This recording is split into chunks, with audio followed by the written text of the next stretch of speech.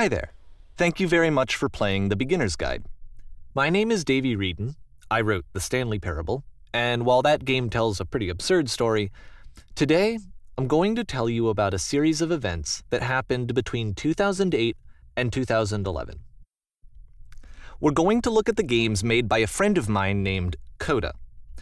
Now, these games mean a lot to me. I met Coda in early 2009 at a time when I was really struggling with some personal stuff, and his work pointed me in a very powerful direction. I found it to be a good reference point for the kinds of creative works that I wanted to make. So just to start you off, this is, I think, the first game he ever made. It's a level for Counter-Strike. You can walk around here, by the way. And mostly it's just Coda learning the basics of building a 3D environment. But what I like is that even though he starts from the simplest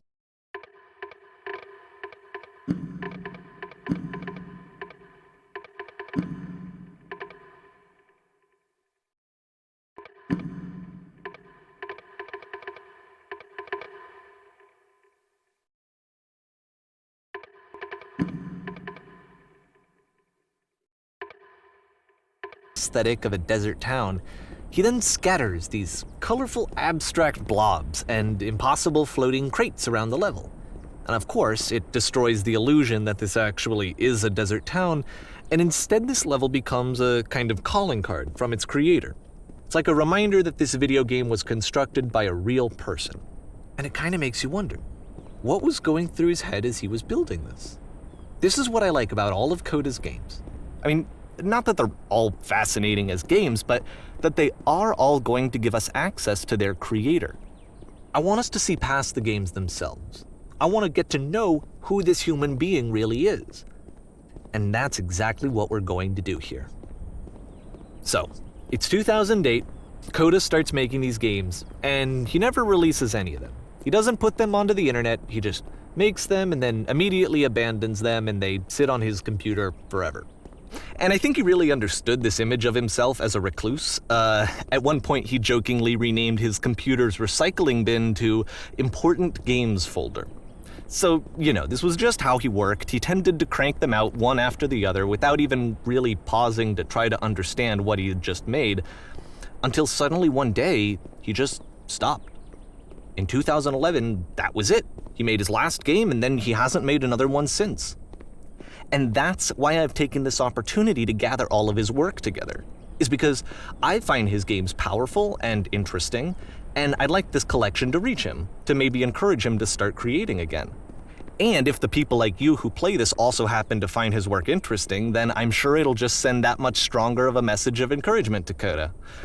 So thanks for joining me on this. If you have a particular interpretation that I haven't mentioned here, or if you just need to get in touch, you can email me at daveyWreden@gmail.com. Okay, that's about it for introduction. Let's take a look at Coda's first proper game. As each game is loading, I'll show you the date that it was completed. This first one was made in November 2008.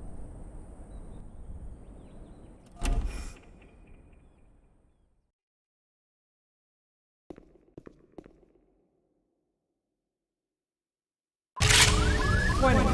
Whisper machine active. Shift to structure imminent. This game is called Escape from Whisper, and it's one of the more generic games you'll see from Coda.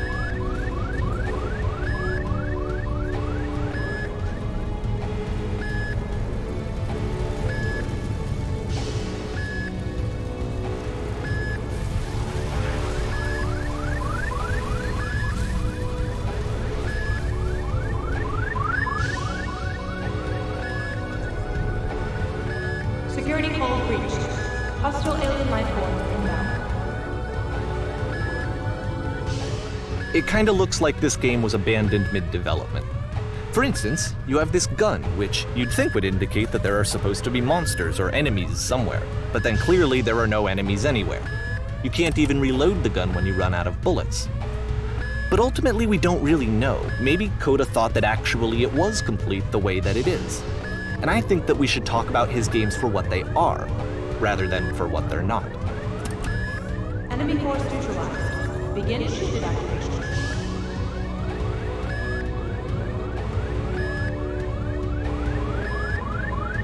I love how you can see the bottom of the universe from this room.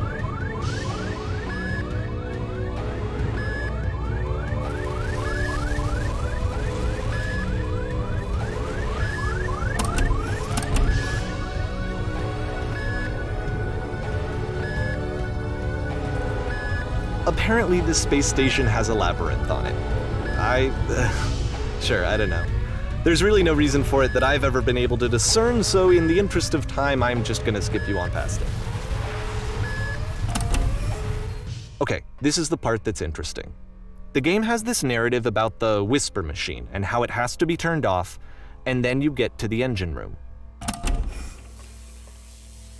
Hey, you there, in the engine room. You could save us all. That beam is powering the whisper machine. We could disrupt it by introducing a great enough heat signature. If your body could stop the beam. It's so much to ask, but for all of our lives, would you do it? Could you give yourself?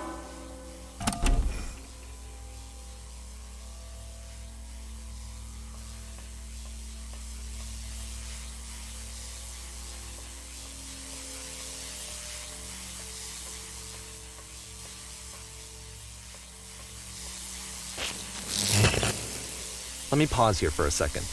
What you just experienced, stepping into the beam and then dying, is probably what Coda had initially intended when he was developing this level. But when he first compiles and plays it, something goes wrong. There's a bug somewhere. And this is what happens instead.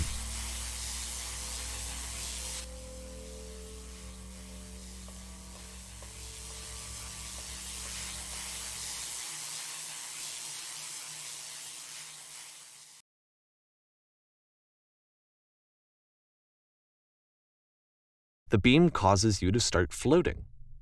And this is an important moment for him. Because yes, this is technically a glitch, but Coda identifies something human about it, like how small it makes you feel in the face of this larger chaotic system. Or this floating could be the afterlife, a peaceful place, juxtaposed against all of the hysteria that you've just had to traverse. I don't even know. I have no idea what he was thinking, but what's clear is that after making this, something lodges itself in his brain. He wants to do more of these really weird and experimental designs. So he stops work on this and moves on to a stream of tiny little games that go in all sorts of directions. Let's go ahead and take a look at the first game he made after leaving this one behind.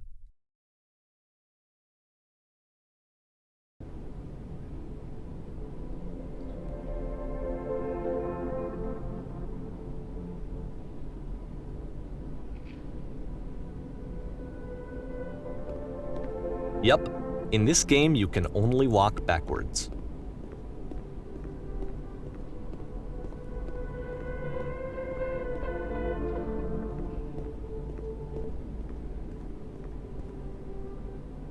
So it's a short and relatively minimalist experiment combining motion and narrative. It is less advanced than the previous game, but actually it seems to be more focused, more complete. Coda's trying to give it a unique voice rather than simply basing it on a pre-existing trope.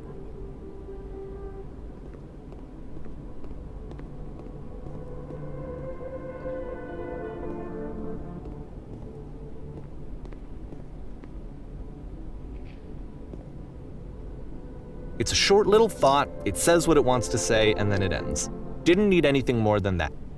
Which to me is why it works, because it gets out quick. Okay, next one.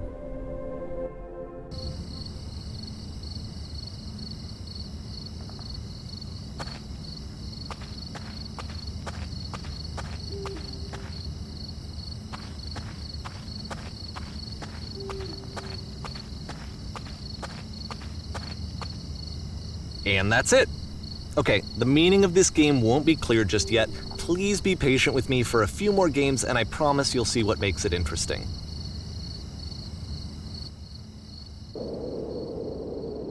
Oftentimes, Coda would put bizarre titles like this one at the start of his games. I wish I'd known him at the time that he was making these early games. He would really only talk to me about his work as he was making it. Once he stopped work on a game, that was it. It was dead to him. And I don't agree with that at all, but what are you gonna do?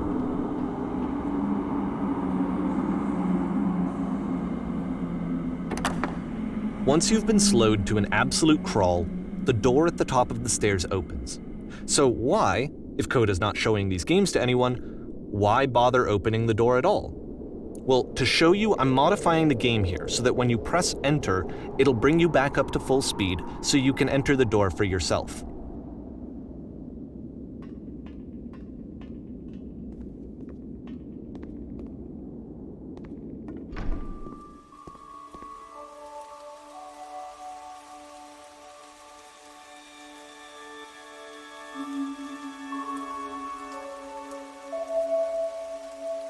A room that's warm and nice and filled with little ideas for games.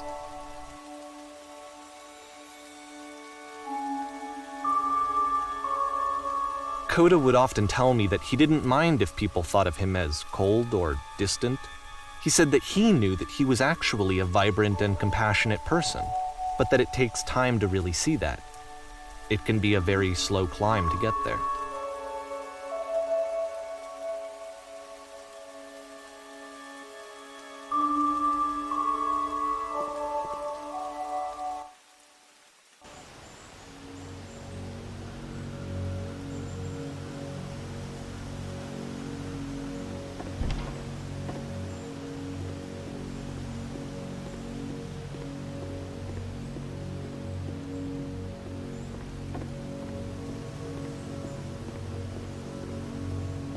Well, this is new for Coda. It's an actual puzzle. Go ahead and see if you can solve it.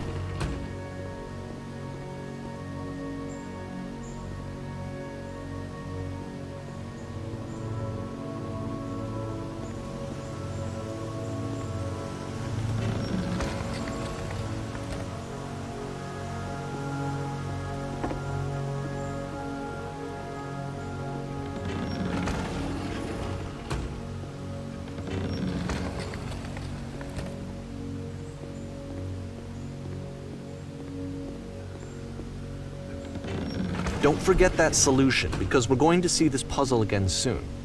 We're going to see it a lot.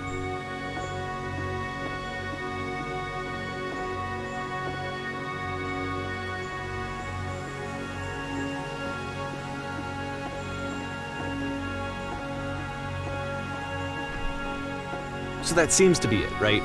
You walk down a corridor, you solve a puzzle, you get to the end. Simple enough. All right.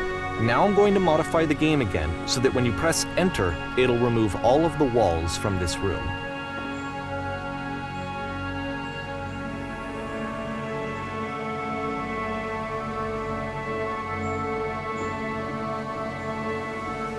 How about that? There was more to it than we had any way of knowing. I actually find it funny that this game comes after the stairs game, since they essentially convey the opposite idea. So, in the stairs game, a dull exterior concealed a rich interior. And then, in this level, a dull interior hides this fantastic outer world. Either way, I think that the point is the same, is that most of the time you don't get to know what you're missing, or even that you're missing anything. That's not your role as a player. So if your role here is not to understand, then what is it?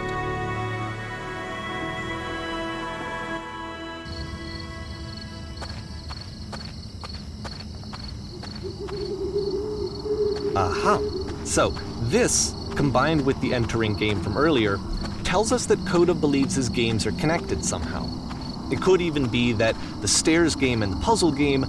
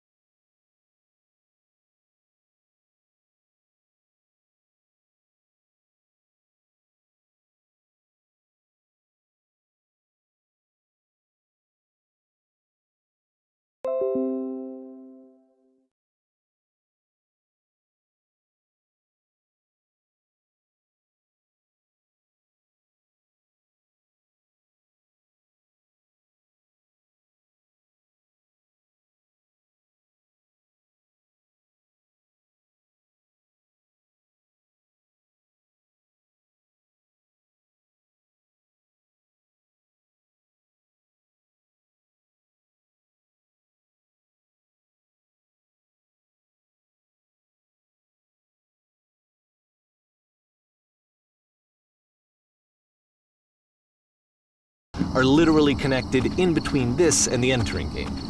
There's a bigger picture that all of his games are meant to play a role in, some larger meaning that we won't be able to grasp until we've seen all of them. And once we have, we can step back and start to understand what exactly that bigger picture is.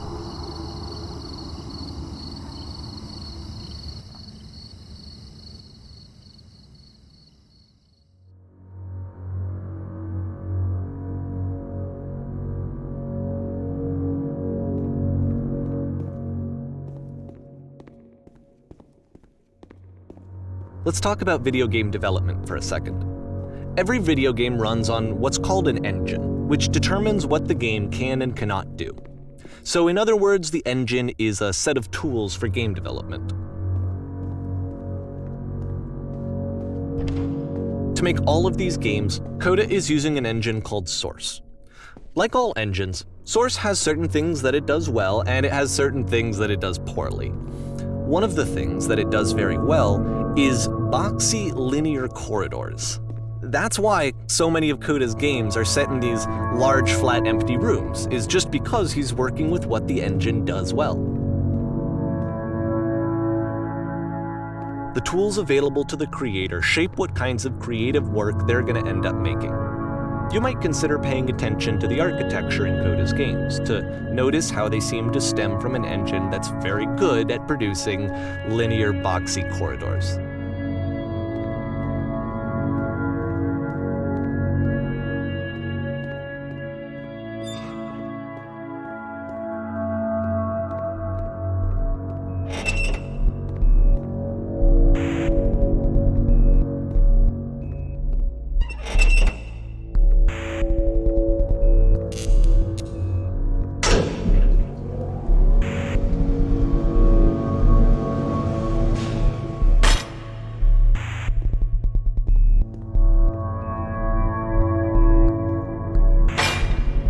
This prison, funny enough, in Coda's original design, the doors stayed shut for a full hour before letting you go.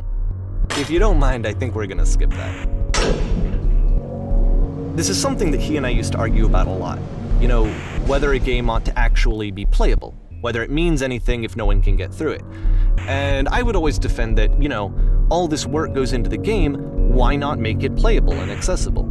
And so we just got into heated arguments over it, and there was one time that after one of these conversations, he went home, and a day or two later, he sent me a zip file entitled Playable Games that was full of hundreds of individual games, each of which was just an empty box that you walked around in and nothing else. Believe me, I played every single one of those just to find out if there was like a gag hidden somewhere. There wasn't.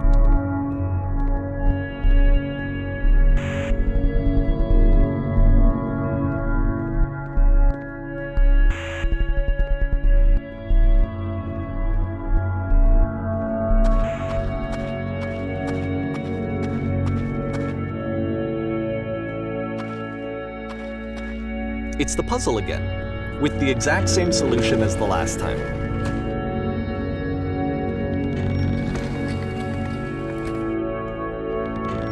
There's still no clear indication of what makes this puzzle so special that Coda is going to return to it over and over. But I promise I'll share with you my interpretation very shortly.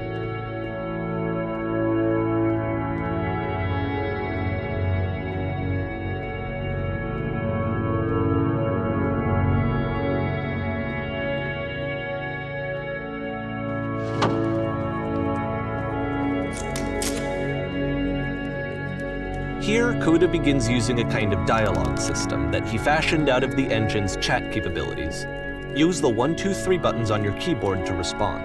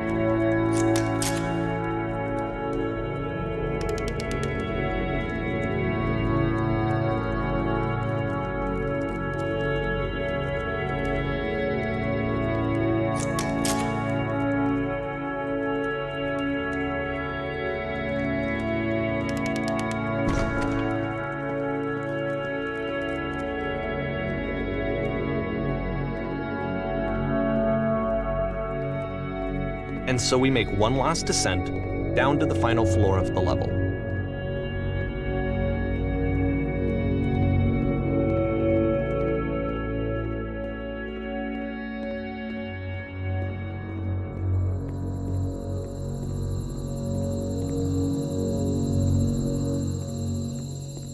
It's a lamppost. Okay, I can't tell you quite why, but for some reason Coda fixates on this lamppost. It's going to appear at the end of every single one of his games from here on out. I'll tell you what I think. I think that up to this point, he's been making really strange and abstract games with no clear purpose, and maybe you can only float around in that headspace for so long. Because now he wants something to hold on to. He wants a reference point. He wants the work to be leading to something. He wants a destination, which is what this lamppost is. It's a destination. We're going to see it in the work as well. His games are just going to become a lot more cohesive, a lot more fully developed, with more of a clear idea behind them. And as we go, that idea will get clearer and clearer and clearer.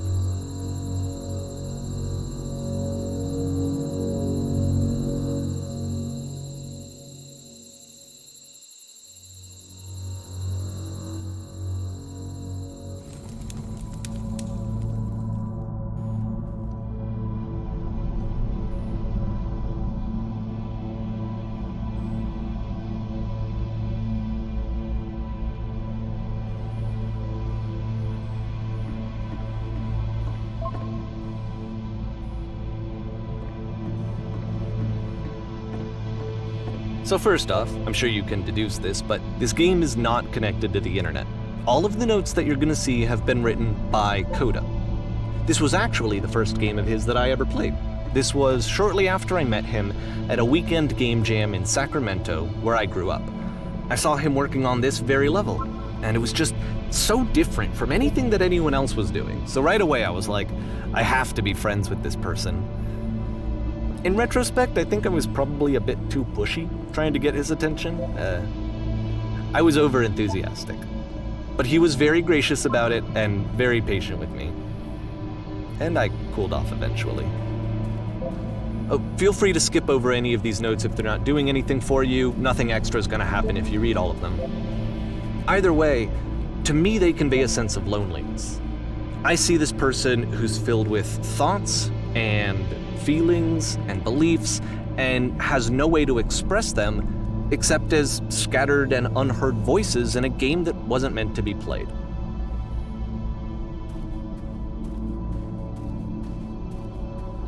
But it's ironic, isn't it, that in playing this game and seeing how alone Coda often felt, that we get to know him better and actually kind of connect with him. And I have to be honest with you, this idea is really seductive to me, that I could just play someone's game and see the voices in their head and get to know them better and have to do less of the messy in-person socializing. I could just get to know you through your work. I think this is why I always liked Coda's games so much, is because it felt like they let me have that connection. I felt as though he was inviting me personally into his world. And then I feel less lonely too.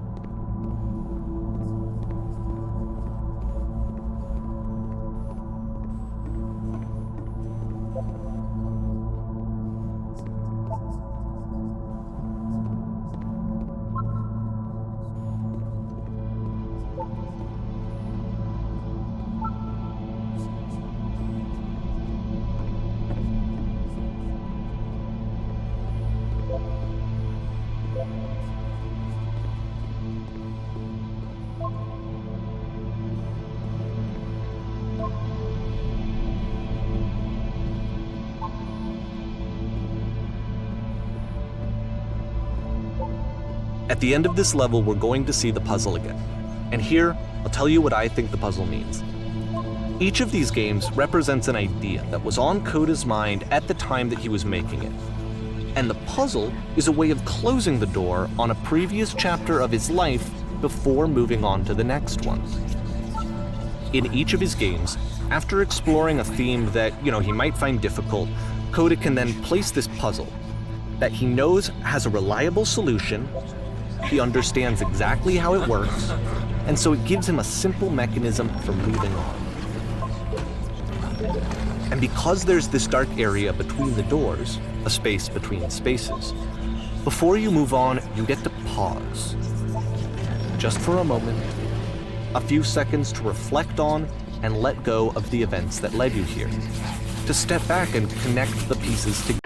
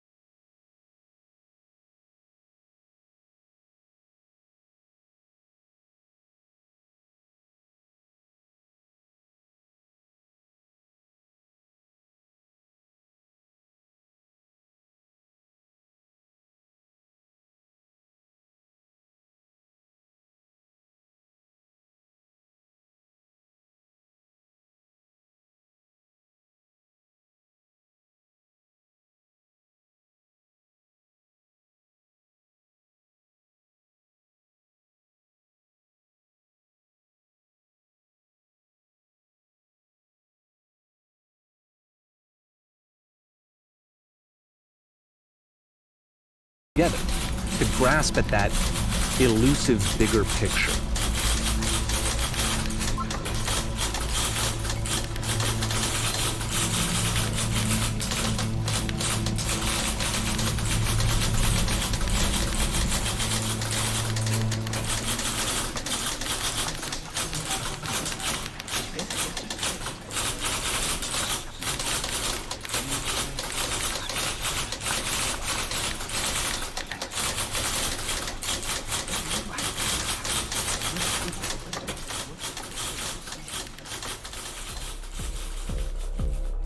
Okay, this one is tough.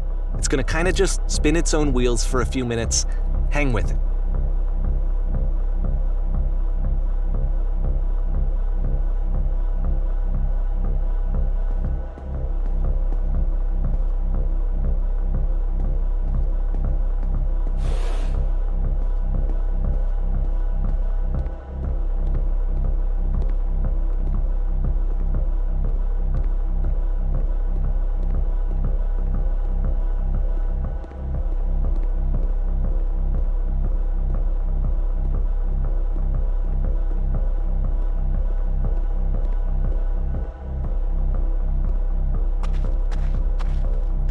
See, like, this is it, the whole game, and there's nothing that's particularly interesting about it. You just walk to the end of a hallway.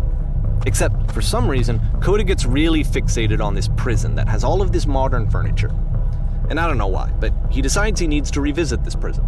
He's gonna start over, use the same assets, turn it into something else. Okay, cool, here's version 2.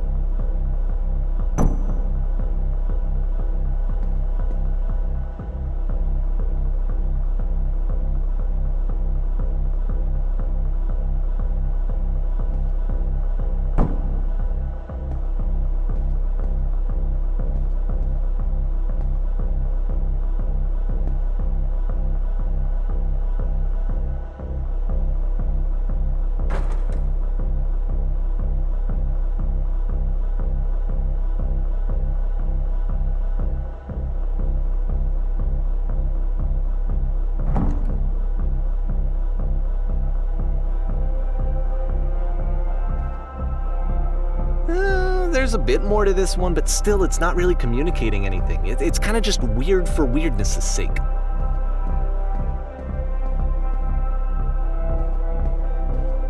So okay, he throws it out and starts over.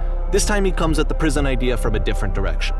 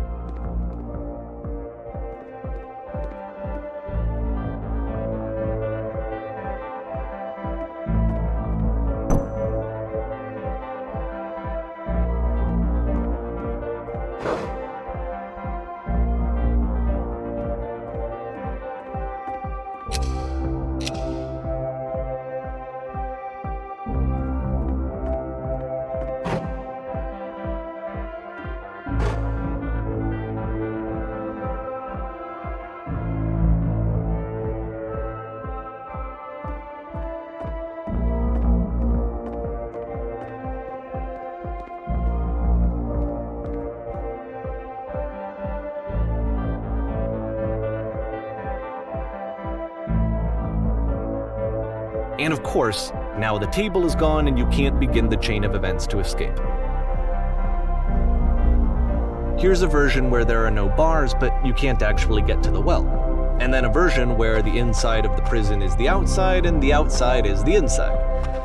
Let me just blink you real quick through a few more of these. I mean, he really unloaded on this prison idea. There's nearly a dozen of them. Personally, I think it's awful to watch this, to see a person basically unraveling through their work. And for what? Like, at what point do you just go, maybe there are game ideas other than this prison that I could be working on? But Coda doesn't have that voice telling you to stop, that particular mechanism of defense against yourself. Without it, you just spiral. And so he keeps going and going and going and going and going. And then he hits on something. And he likes it. And that's it. He's done. He stops making prisons. This is the very last version of the prison game that he created. And the reason I think it works is that the prison is not actually in it.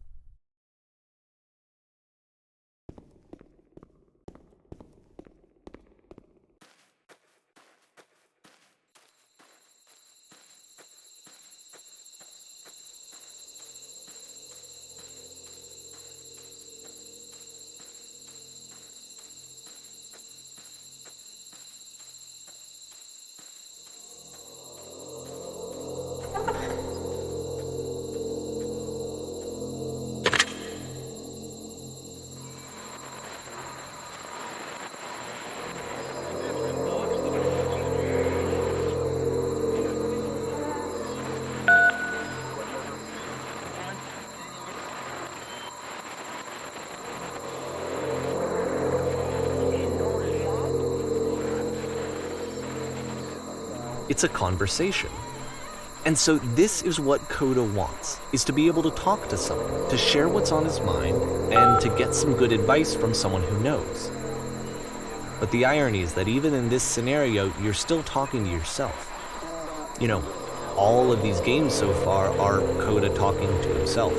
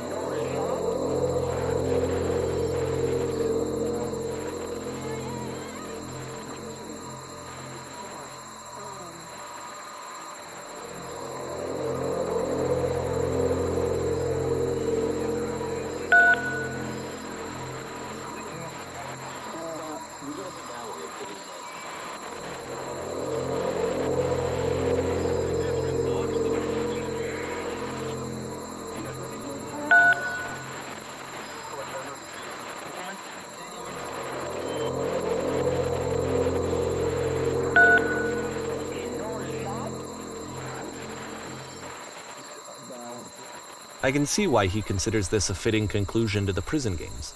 After all of the obsession and frustration, just to be told by someone you can trust that things are going to be okay. Wouldn't that be nice?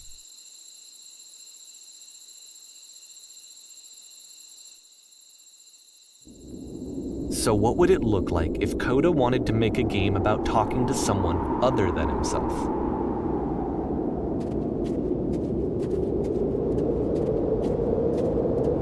To me, this environment is meant to represent Coda's puzzle, with the two doors on either side and a dark transitional space between.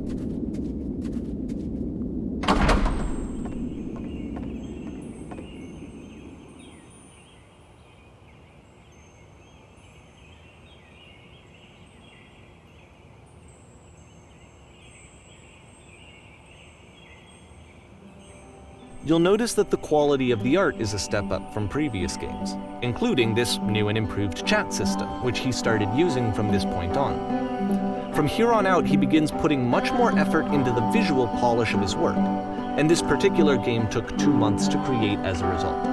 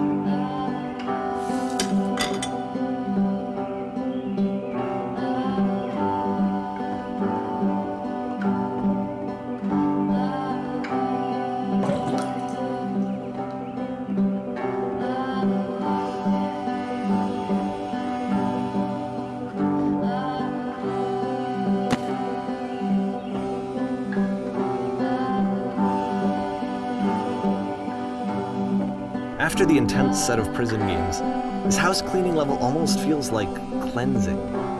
It's the moment after a particularly difficult or traumatic experience where you just need to let it sit and digest inside of you, and eventually cohere into something meaningful.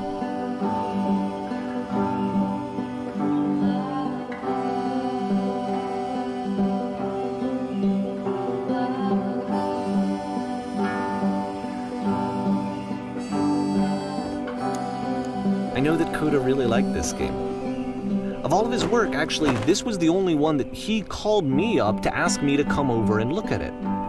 This was during a period of a few months where he was like grossly happy all the time, just walked around with a constant smile on his face.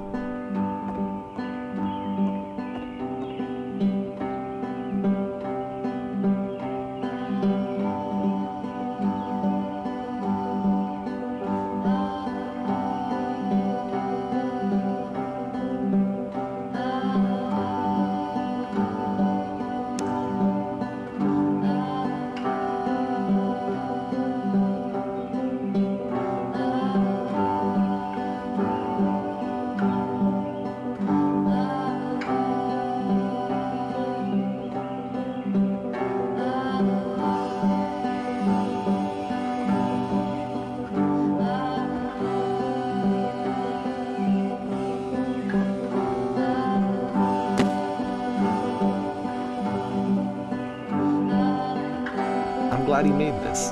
I'm glad he found some peace.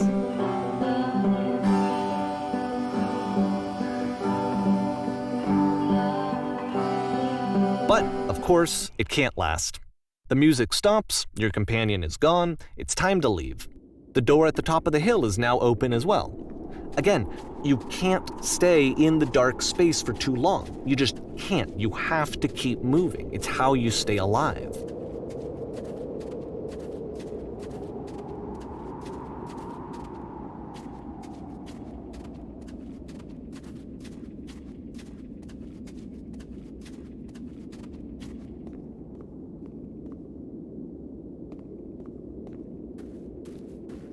Which is the whole point of the puzzle doors, right?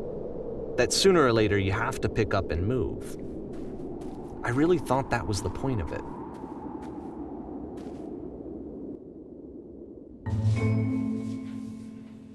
This one gets a bit goofy.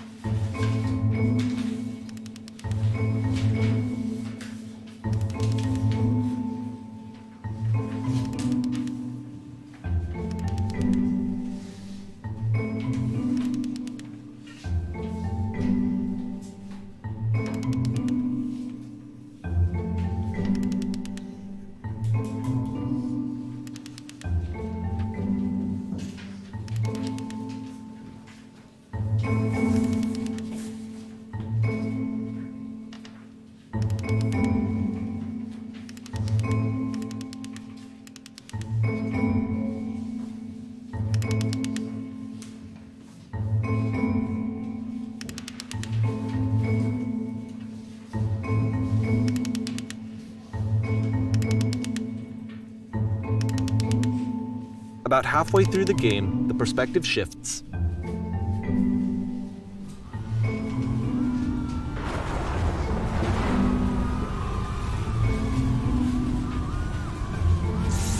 and you play as the teacher. And suddenly, you discover that your teacher is just as bigoted and afraid as you are. Oh, and also you can move around the classroom now.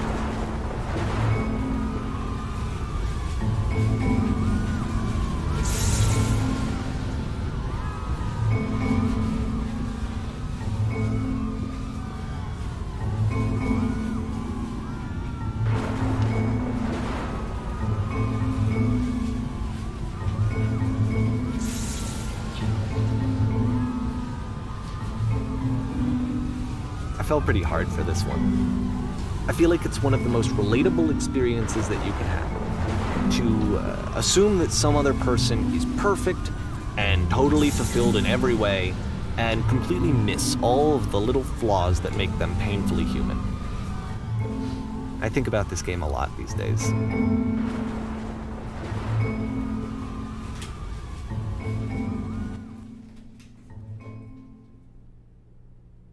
This one took a lot longer than all the others for Coda to make. It was 4 months between this and the last one. That's twice as long as it took him to make any other game before this, and it's not like it's particularly complex, so I remember I found that a little strange at the time.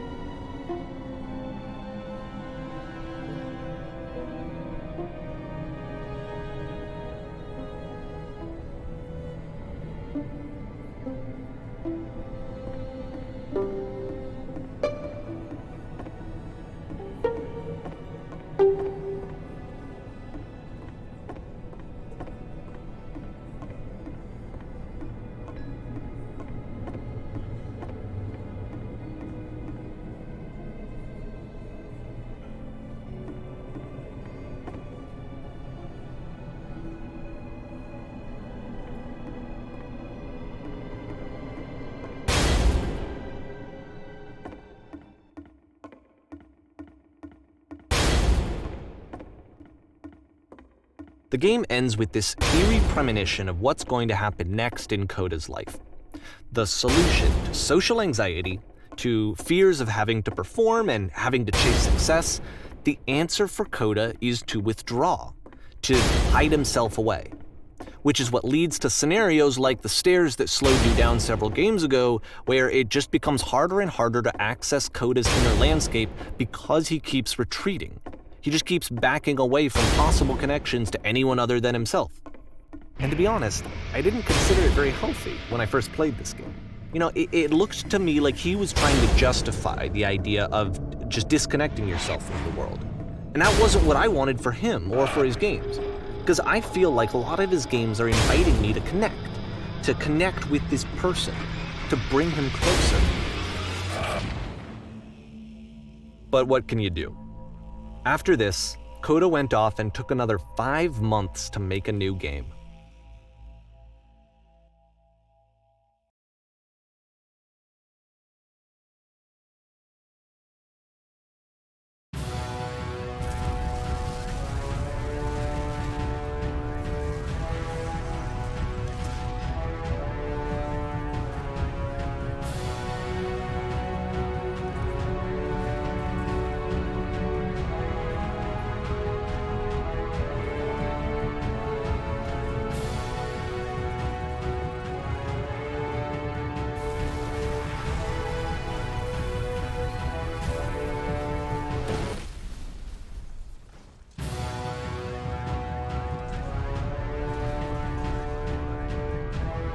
You should probably open your eyes if you haven't already. It's pretty much impossible to solve otherwise. And there is a solution, by the way.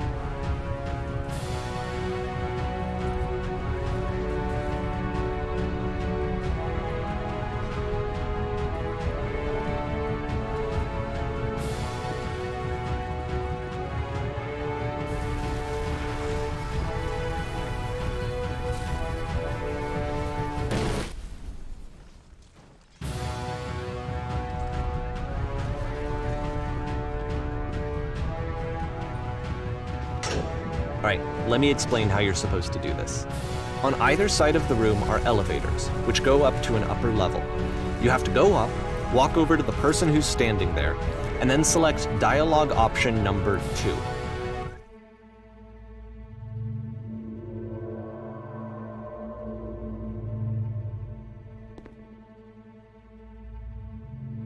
Like I said, I was getting concerned. First off, he's never been this explicit in his work about exactly what he's thinking. So where's that coming from?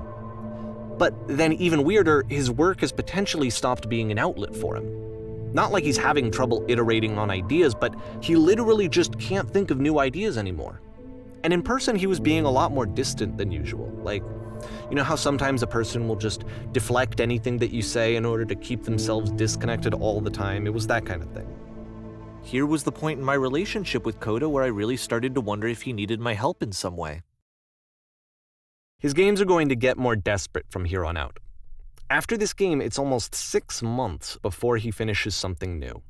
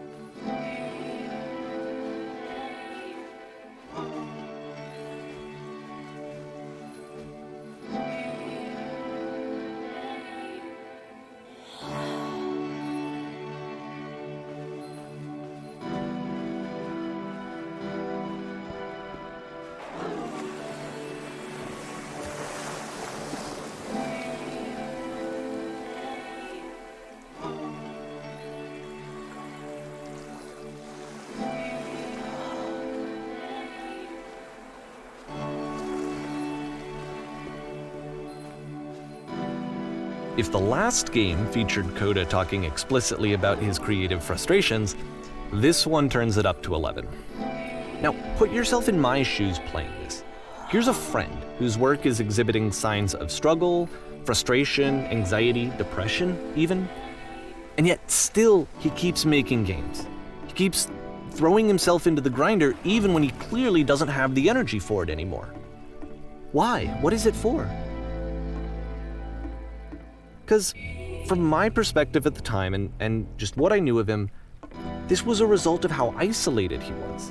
He was in his own little bubble, just sitting at his computer all day, not really showing these games to anyone, not releasing them onto the internet, and so he didn't have anyone outside of himself to connect with. He had no outlet to ground himself on.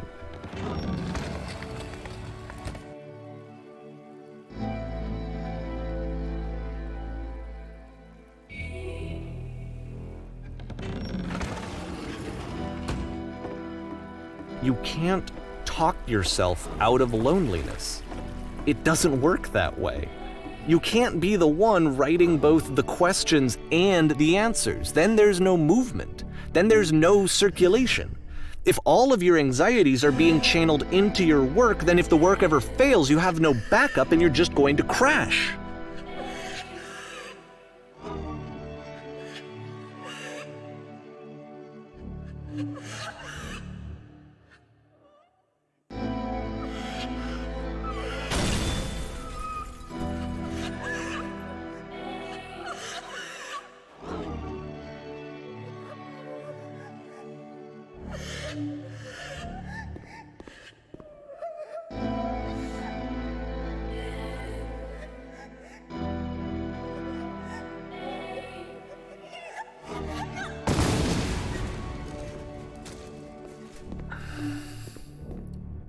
Seeing this game at the time that he made it, it looked really unhealthy to me. I was watching him do this to himself, and I hated it. I hated seeing him so trapped. It's like, video games are not worth this amount of suffering. This is someone I really cared about, and I used to get so much joy out of seeing him create. For him to suddenly become angry and frustrated like this, it was the worst thing for me. I don't know. This is what I felt at the time. I don't know how else to explain it. I wanted it to stop more than anything. I had never felt so rotten.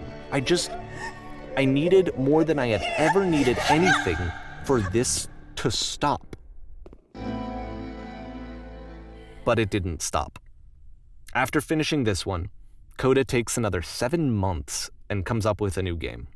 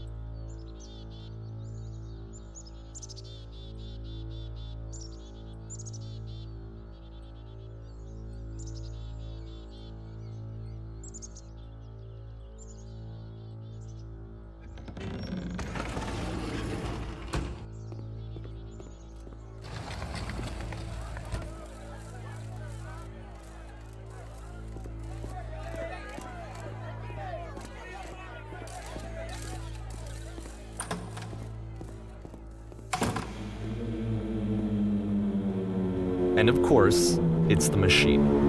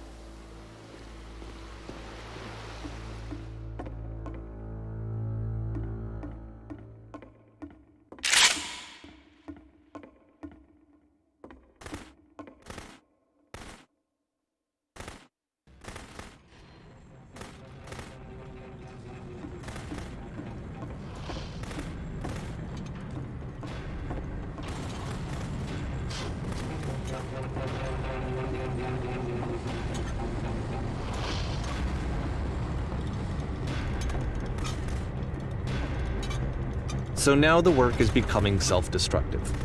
And I'll tell you, at the time that I first played this game, shortly after he made it, here's what I'm thinking to myself.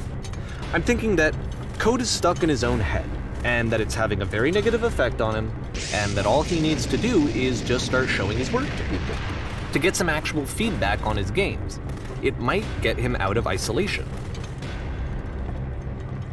And so, as I'm thinking this, I realize that I could be the one to initiate it. Because it would never occur to Coda to start actively soliciting feedback, so what if I did it for it? If he could see the difference it would make to have more actual conversations with other human beings, would that bring him out of his mental spiral? Would it give him confidence in himself? Would it bring meaning back into his work?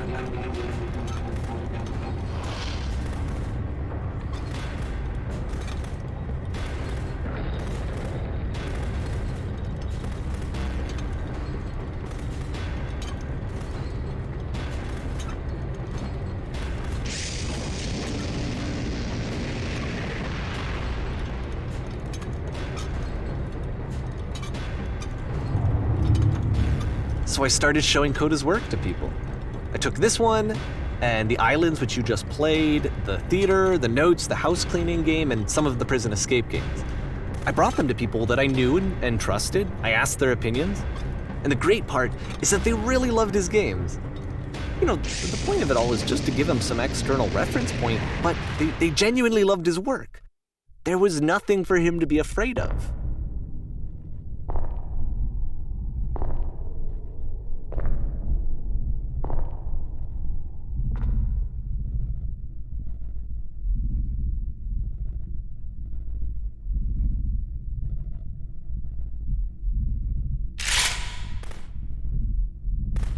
Can you see why I felt like this was the right thing to do? Because it's the thing that I always feel like I need, to be told that my work is good, that I am good. When someone really connects with a thing that I've made, when they see themselves purely in my work, there's nothing that feels better. And I got to give that very same feeling to my friend. I did something, I really felt like I'd done something good, like I was a good person. I felt like there was a friend who was in trouble and was unhappy and maybe didn't like themselves, and I could fix it. If I could give him this gift, maybe I could fix the problem. When they told me how much they enjoyed his games, it was the best feeling. It was the absolute best feeling. It made me feel so happy, so beautifully, beautifully happy.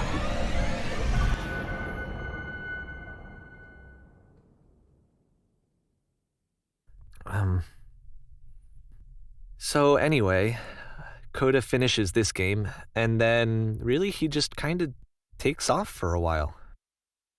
So this is June of 2011, and I didn't hear anything from him for several weeks, I guess. And so out of nowhere, one day I get an email, and it's got a private link to a new game of Coda's. This one is called The Tower, and to my knowledge, it's the last game that Coda ever made. So let's take a look.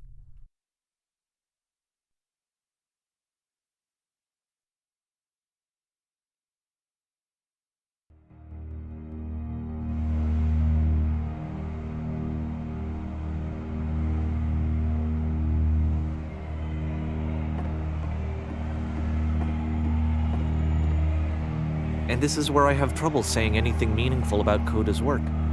Because more than anything else, the tower just feels distant. It feels like it's trying to distance itself from the world. It's a very cold game.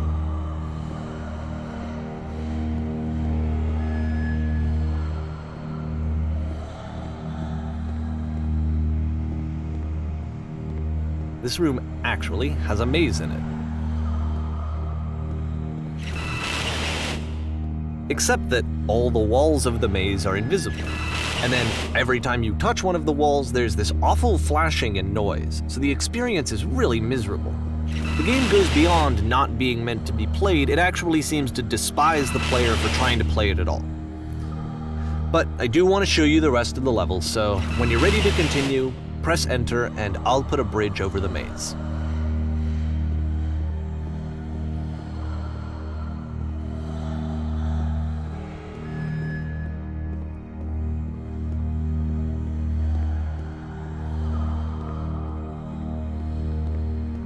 And to be fair, it's not like this is the first game that's needed some modification to be playable. Like the house cleaning game. You know, that one used to actually loop the cleaning chores and you just cleaned a house forever. I had to cut it off so that you could exit the house and the game would actually end. But that game had an idea that it was actually trying to communicate. What's the deeper idea behind the invisible maze?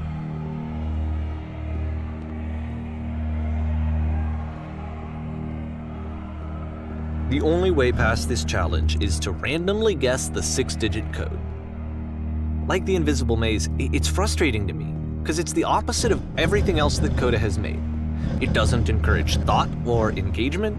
It doesn't ask anything of me, except a lot of my time. If I could have reached him during this time, then maybe I could have asked him, but I couldn't. I still don't really understand why this is here. I'll put the code on the ground for you here, though, so that we can move on.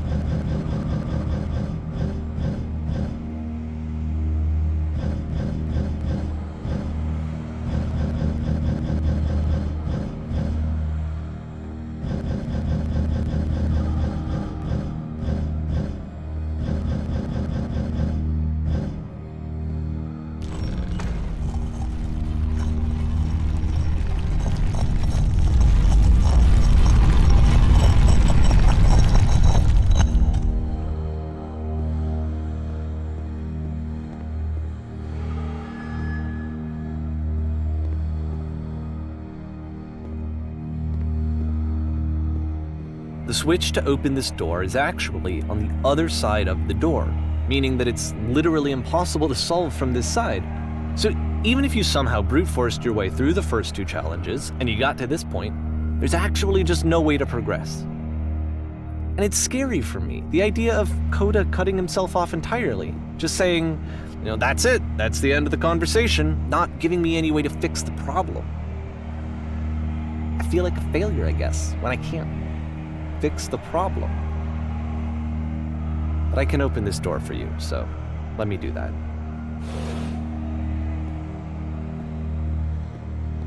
Was I a failure for not understanding this game? I don't know why I would be. It's not like everything needs to have a solution, but I feel it somehow. I feel like I failed, and I don't understand why. I remember, it's June of 2011. I'm playing this for the very first time, and as I'm playing, I'm thinking to myself, I don't know this person. I have no idea who this person is. It wasn't the guy I knew, it wasn't my friend. I had come to so many conclusions from looking at all of his work up to this point, and then suddenly none of them... I had been trying to, though. That was the thing. For years, I was trying to get to know him, to understand who he actually was and what he stood for. I asked him so many times to please just tell me what his games mean to him. I asked him please to tell me what the 3 dots mean. And he wouldn't. I just felt so strongly that if I could have connected with him, that if I could have somehow made his work my own, that I would finally be once and for all happy. It was that I needed to see myself in someone else. I needed to be someone other than me. But he stopped and left, and it felt somehow like I had failed.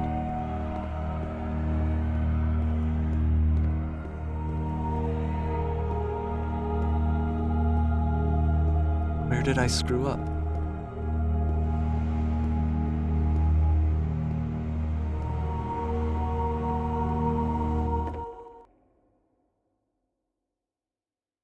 I'm the reason that you stopped making games, aren't I? It's because of what I did. I poisoned it for you. I don't think I ever told you this, but when I took your work and I was showing it to people, it actually felt... it felt as though I were responsible for something important and valuable. And the people who played them, they treated me like I was important. They really listened and cared about what I had to say. Even though I was showing your work, I felt good about myself. Finally, for a moment, while I had that, I liked myself.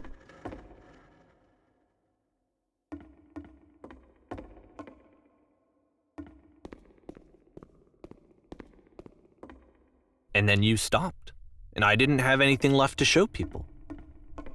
I just had to be with myself. And as soon as that happened, there was no feeling at all. Nothing.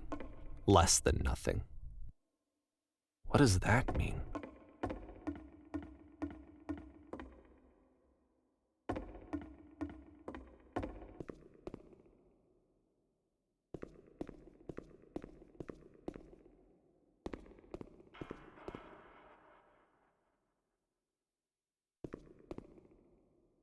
I'm afraid that I did something really stupid because I don't like myself.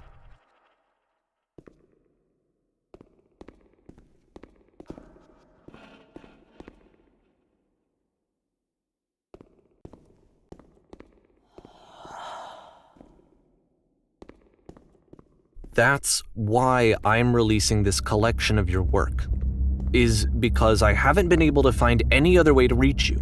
I've tried everything. And so a part of me has hope that if I put this compilation out into the world, and if I put my name on it, that maybe enough people will play it so that it'll find its way to you, so that I can tell you that I'm sorry. I know I screwed up. If I apologize to you truly and deeply, will you start making games again? Please, I need to feel okay with myself again. And I always felt okay as long as I had your work to see myself in. I mean, is something wrong with me? Because I know that I did an awful thing, and I'm doing it again right now. Like, I'm showing people your work, but I can't stop myself from doing it. That's how badly I need to feel something again, like I'm an addict. There has to be something wrong with me. Can I apologize? What if I tell you I was wrong? Will that work? Will that fix it? I don't know. I don't think it will, but there's nothing else that I can do. Just tell me what you want. I'm sorry. I'm sorry. Please, start making games again. Please help me. Please give me some of whatever it is that makes you complete. I want whatever that wholeness is that you just summoned out of nothing and you put into your work. You were complete in some way that I never was. And I want to know how to be a good person. I want to know how not to hate myself. Please. I'm fading, and all I want is to know that I'm going to be okay.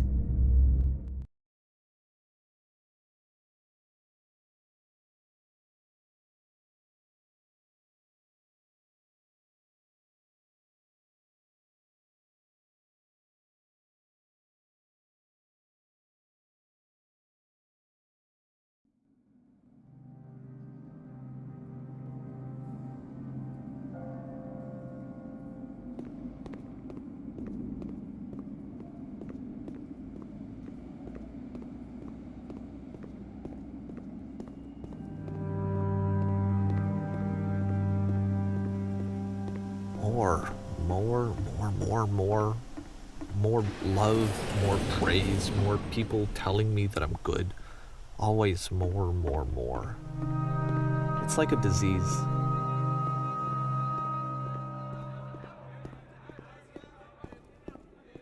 Solution.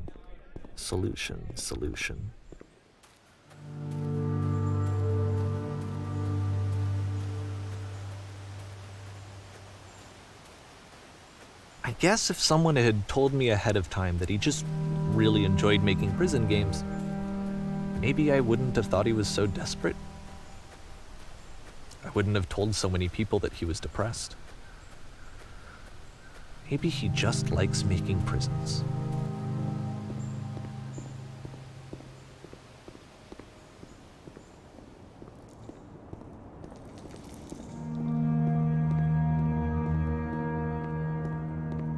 Even now, the disease is telling me to stop.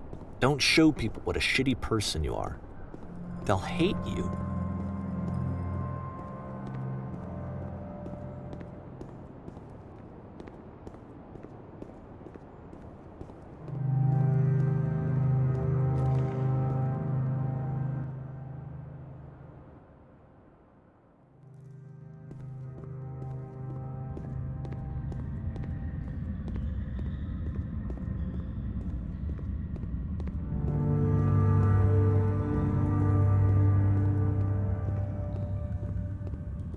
if I knew that my life depended on finding something to be driven by other than validation, what would that even be?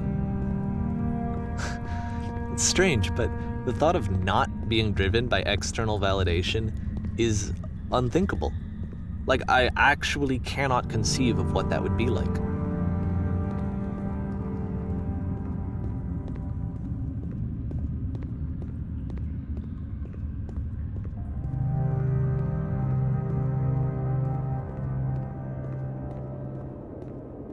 What now?